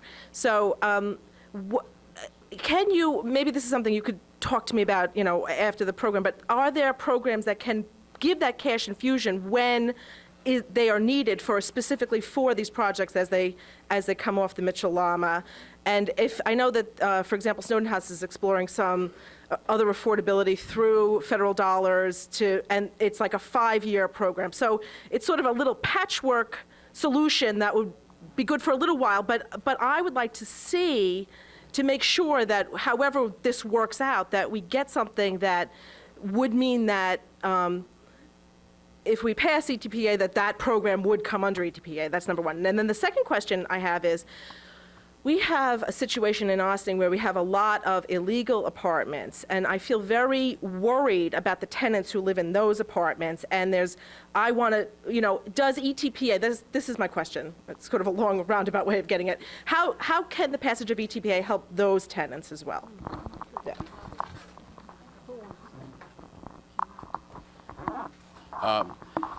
My understanding, and I'm sure my colleagues will add to it, is that the buildings that participate in the programs are supposed to be getting inspections, and they're supposed to be being reviewed on a regular basis by DHCR, and if any kind of federal money is involved, by HUD or one of its programs, as it pertains to the physical structure of the building. And if there are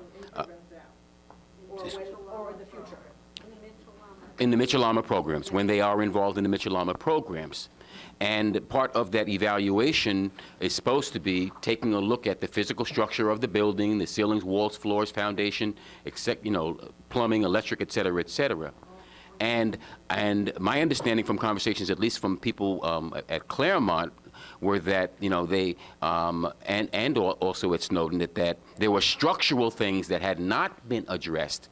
So in that particular regard, not only is the owner, does the owner need to be brought to task concerning those issues, but also the actual government bodies that have the jurisdiction for the review of those properties need also be held accountable, related to those structural things that should have been being addressed all along.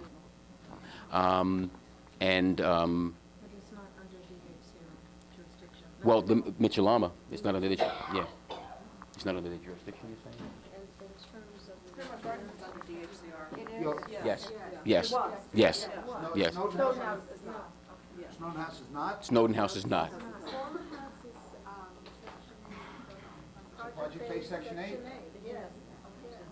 All right. Well, then HUD then has a responsibility, And actually, that leads, can I speak just very briefly then? I brought another handout. That's a very, very important issue right now, because there's a major thing happening in Congress right as we speak about this. HUD has this program called upfront grants for buildings that may have been mismanaged and being transferred. They can get up to $40,000 per unit, okay, to make them for long-term affordability. However, that money is in jeopardy. The Senate has already passed a resolution to eliminate that money. It's in front of the House right now, and everybody in this room could do something about that, because Representative Sue Kelly is the co-chair of the House Financial Services Committee. They may vote on this Tuesday. So it's important for everybody in this room to call up Representative Sue Kelly on Monday and Tuesday, and I'm going to pass out some flyers on this. It's a call to action. It's got Sue Kelly's local number and her Washington number. And there's an accounting trick that's going on by the federal government on this also. They're taking some money. Oh, this is, all right. If this is Lois, but if anybody's in Sue Kelly's district, and even if you're not, call her up anyway. Say you're close by, because this is outrageous what's going on. This could really jeopardize a lot of buildings that are coming out of project-based Section 8, things that may have been suffered some mismanagement. Yes. Anybody could call, yes. Now to the second point that Trustee Borgia was making concerning illegal units. To be quite frank with you, if they are illegal units, there is no protection as far as the tenants in the building is concerned. Doesn't mean you don't have the human rights and the civil rights, and there is some coverage in terms of a person as it relates to you are a tenant in the building, you may have been there for a period of time, but you don't have the same kind of coverage as if you were in a legal unit, as if you had a bona fide lease, or even a legal unit that you are renting on a month-to-month basis. Because, quite frankly, your local municipality, your buildings department, et cetera, can bring it to court and force an eviction on their own legally because it is not a legal unit. There really is no coverage, and I understand that there are literally thousands of people in the county of Westchester that have no other options because they either do not have the income or they don't have the legal status to make application to public housing, to make application for Section 8 or any of the other rent subsidy types of programs, project-based or tenant-based. So those persons are really have no protections whatsoever at all. I'm not trying to suggest that they don't have some due process and some legal, human and civil types of protections, but it is not going to be a protection in terms of their habitability, in terms of their being able to get a lease, in terms of their doing something that will bring an illegal unit into a legal status. I don't know if Nancy had any comments on that as it relates to, local. Would you like to ask your question first?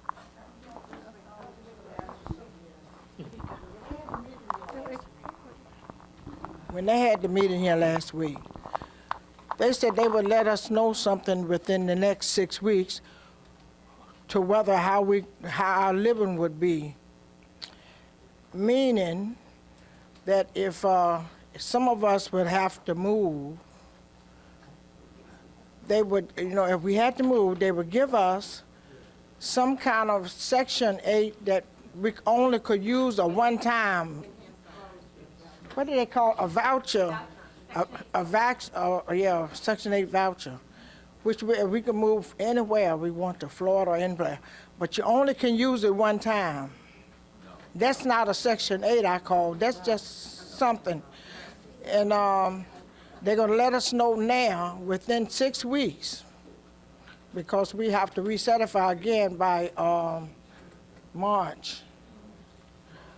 And then they're gonna let us know what we can do and who will be able to stay there, and they're gonna fix the house up, they're gonna score our walls. We can hear what people saying in each room, The music is terrible sometimes, next door.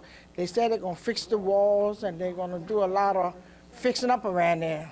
Because the one-bedroom apartments is gonna be $1,100. They're gonna go up, it's $980 now. They're gonna go up by January, I think. Anyway, he told us a lot when he was here for the meeting, but we won't know what his plans are until 6 weeks from now. So I don't know what that means. Okay. Would you explain that a little bit? I just wanted to tell you that they're trying to go to market, but that if they can't get it, they're going to go to enhance. So they're trying to go to market. Okay. Look, there's just so much going on here you wouldn't believe. But let me just point out, one of the trustees asked what can your city do for you? I just heard today from some colleague in California that Senator Schumer passed put an amendment inside, I guess, of something that's currently going before the Senate to actually help project-based Section 8 buildings that are coming into foreclosure or other disposition. I don't know what other disposition means, and I haven't seen the amendment myself, but I'm just suggesting, Madam Trustee, that you contact Senator Schumer's office and find out exactly what that's all about. Because if something like that gets passed, it may mean that you can have the continuation of a project-based subsidy, okay? There may be some means. New York City, for instance, the council actually voted on a special bill to allow a right of first refusal for buildings that were coming out from under a state or a federal subsidy of purchase by the city or by the tenants. So it was passed by the council. I understand, I think Mayor Bloomberg vetoed it, but it's not dead yet, okay? But those are the kinds of things that your city can do for you, create those kinds of rights for you. When you're talking about these buildings that are coming out from under regulation, typically they cannot just leave you in the lurch. they do offer Section 8 vouchers. How that differs from what you are in right now is that the voucher sticks with you. They call them sticky vouchers. So it sticks with you wherever you go. You can use it anywhere in the United States. It's a federal program. It's the federal enhanced Section 8 voucher. It's not a one-time thing.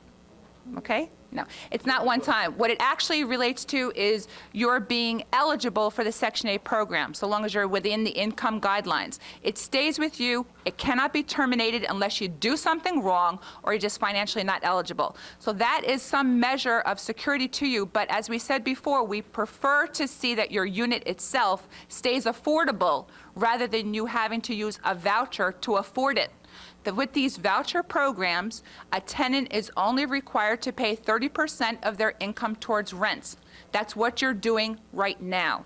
So you would think it's transparent that with the voucher it's the same, with the unit it's the same. But we think that for the long term, it's wiser to keep the unit itself affordable so that when you pass it on to your children, they'll have an affordable unit and so forth.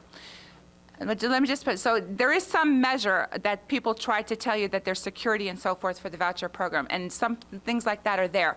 What you want to make your elected officials aware of is that in these past few years, the voucher program funding has seen some serious cuts, and I don't want to sit here and panic everybody, okay? So I'm not going to try to give you the gory details. I think all of you are very, very nice people. You're listening to all this information. I think that you really need to have some help here. Your city is obviously helping out. I want to just say that you do need to just, you know, one of the things that when we worked with the elder we found was we need to do a lot of hand-holding.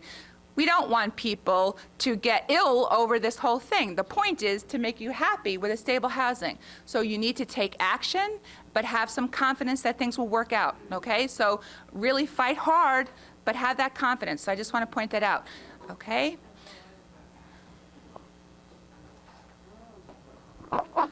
Yeah, I'm sorry to say that we have about 10 more minutes. So I know that Gordon Albert wanted to make one more point. I know Don's been waiting and waiting to ask a question, but, We will be around, yeah. right? You know, I'm not sure how many of my colleagues will stay around. What- But we yeah. will be around, and if they throw us outside the building, we'll talk to you. Okay, good. What I was going to say, too, is just make sure you signed in, because there will be follow-up. The Ossining Committee to Save Affordable Housing has been working on this for some time. You've heard offers of help, and there could be other meetings, so just make sure that people can get in touch with you. Hi, just very quickly, thank you, everybody, for coming here. We greatly appreciate it and for the work that you do. Oh, I was thanking everyone first for coming. I wanted to ask the attorney, actually, when she comes back, about this thing with respect to Section 5A5 of the ETPA that exempts anything that was constructed after 1973. That's how the law reads, and I was wondering if, in fact, this June case would afford some protection if she. Okay, that's one. So no, both Claremont was built in 1974 and Snowden was built later, so they probably would not be eligible for protection. Is that correct? Is that okay? It was built after. If there were some people, there were some units that were occupied before you could make a claim. First CO was issued in 1974. Was that before Claremont, before- October. First, yeah. But as Nancy mentioned in her presentation, sometimes, even though a C of O is issued at a certain date, people may have moved in. Gotcha. If you can find a hook, then you got it. Okay. Possibly be litigated. I understand, so we got to dig for that. Okay, then the other, I really wanted to ask Ms. Lofton-Woods if you would name the names of the people that are on the Rent Guidelines Board that are obstructing or basically giving tenants a bad job. This will be televised here. People in Ossining will contact them. Some people will contact them a lot.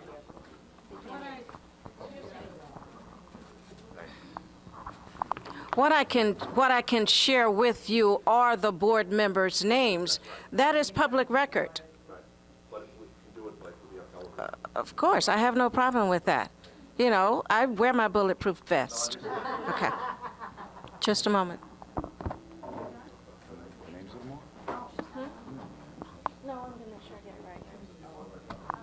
Are any questions about getting mobilized to try to enact the EPA and Ossining as the address? Yeah, let's do that. I could, excuse me, I could, well, if I may add, whenever ETPA is adopted in Ossining, it would be to your advantage to know who the members are. No, she wants to go on. She would rather have something more important right now, so. No? Okay. Read the list. Let's read the list. No. Then we'll answer your question. Boy. All right, the chairman of the board is David Cheek. The public member is William Brown, Jr. The landlord representative is Elliot J. Cherson. Kenneth Finger. Jane Morgenstern is a public member. Jay Shapiro is a tenant representative. Joseph G. Whalen, Jr. is a public member. Yours truly, Imogene Lofton Woods, is a tenant representative. And Norman Y. Zelvin is a public member.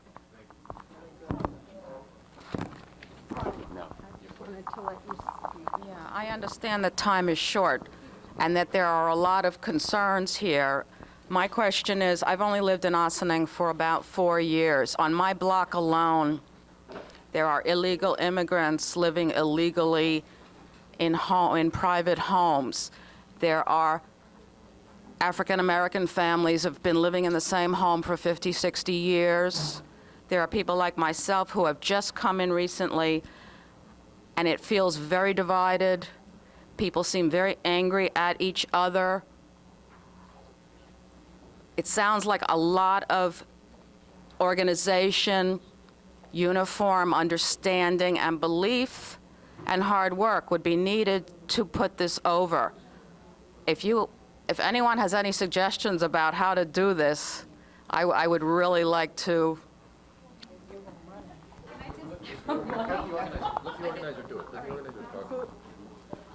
Well, I think when Kathy made the introduction, she talked about that there are people trying to bridge these divides in the community. And you're right. I think it's hard work. It just doesn't happen. It's when people of goodwill get together and say, we are going to do that. Because there's always people trying to, to divide here and there. And I do want to correct you. There's no illegal people. No person is illegal. People may be undocumented. There's no such thing as an illegal person. Okay? We have to watch the we all have a responsibility to watch the language we use. People are not illegal. All right, some of these people are my friends. Yes, I know. I understand it, but we all should remember that how we use language. We can't play into our oppressors' games. Okay? People are not illegal. People are never illegal. Okay? But I think, as Kathy mentioned, there is a good group here that's trying to bridge those divides. I've committed earlier, my organization will help work up on, at least on this ETPA and the organization of Snowden House. We've got to get together. I mean, I don't know what the next step is if we want to schedule another meeting, but I've pledged my assistance, and I'm sure some of these other good people on this, I mean, Gordon Albert clearly is committed to this here at IFCA. The good people have got to step forward, and we're committed to do that.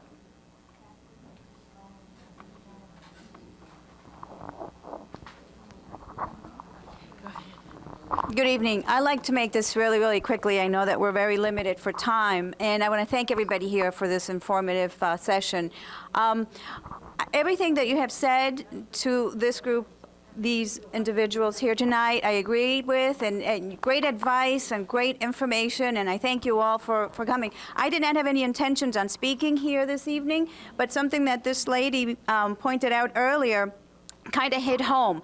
And everything that you're saying and everything makes a lot of sense to me, except that I remember back in the 80s, early 80s, where I was more or less in the same situation that you were in. I had just bought into a co-op, okay, but I was on the other side, not knowing anything about co-ops or anything like that. When I got in and I'd made this major investment, turns out the sponsor was crooked, it was a mess. So I opened up this big can of worms. It's over 500 units and we gather together. And that is what I want to address here this evening, okay? Because what do we have here? Representation of two complexes? Is it Snowden and Claremont?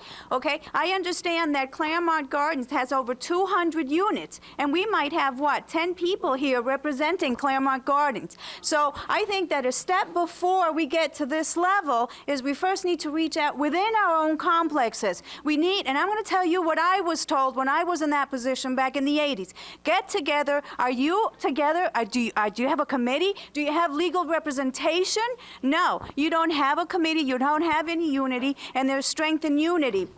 Before you go to the board of the village board or any other board or any politician, I'm going to suggest to you that you get together as a group with one particular focus, okay? Once again, there is strength in unity. Come in and represent yourself as a group. Not every time there's one meeting, you have a scattered few here or there. Nobody's going to pay attention to that. You need to strengthen yourself. Claremont Gardens, Gloria, you're here. You seem to be everywhere. You must be maybe the Claremont Garden representation and reach out to these people and get that point across.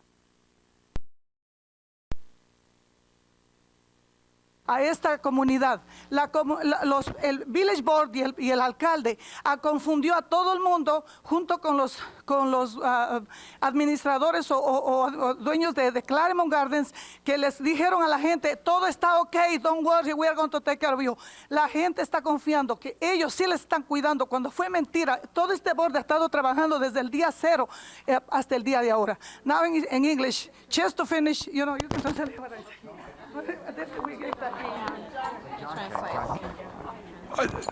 A voice from your Hispanic neighbors who echoes and was noting, she echoes all the concerns you all were raising, and she notes that her Hispanic neighbors all struggle and all suffer great oppression, consistently are rent gouged for low-quality housing, and really need the support and need to be able to unite with their neighbors, the African-American neighbors, the white neighbors, all who face this same problem, because she does not feel that to date there has been adequate protection of the tenant community in Ossining, and she feels that the city government needs to respond to a gathering like this and show that the city government will take care of the tenant community. The tenant community, which is, we said earlier, when I talked about income discrimination, green is green. Well, the tenant community is the tenant community. And it is a rainbow coalition, and it's a beautiful thing. And it has all these different components. That's why we made available Spanish translation tonight, because you need your Hispanic neighbors. You need your Hispanic neighbors. They need you. And you're going to have to come together. You're going to have to turn out in large numbers. You're going to want that kind of indignation, just like we heard this beautiful indignation right here. And it sounds beautiful in every language. I love it in every language. Okay.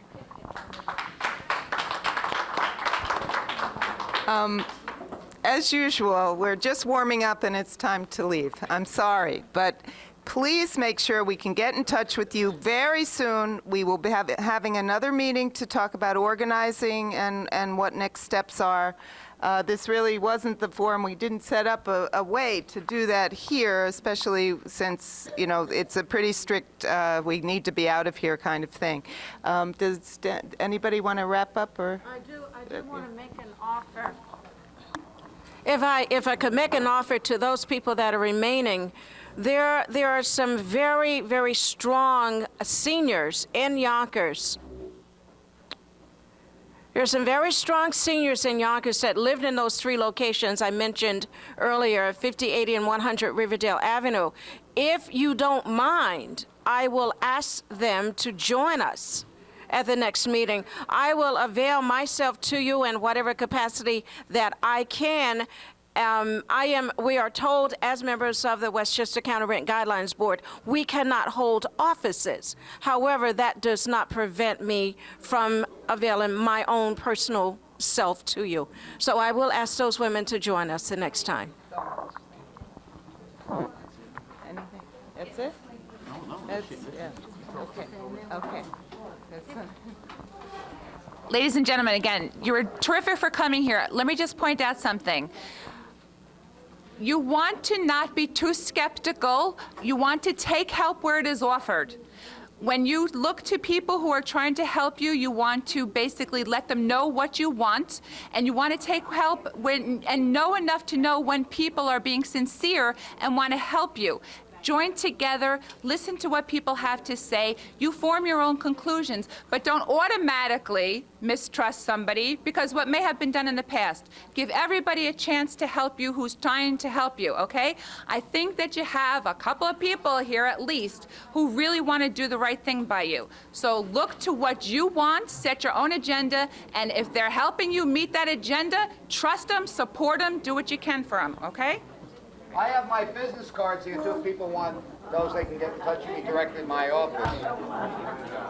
Honey. I'm another trustee of the village. Good to know.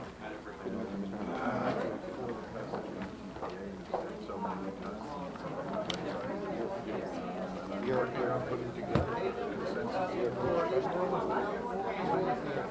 sounds like 5 people that you I was up here a couple of years ago. We had a campaign.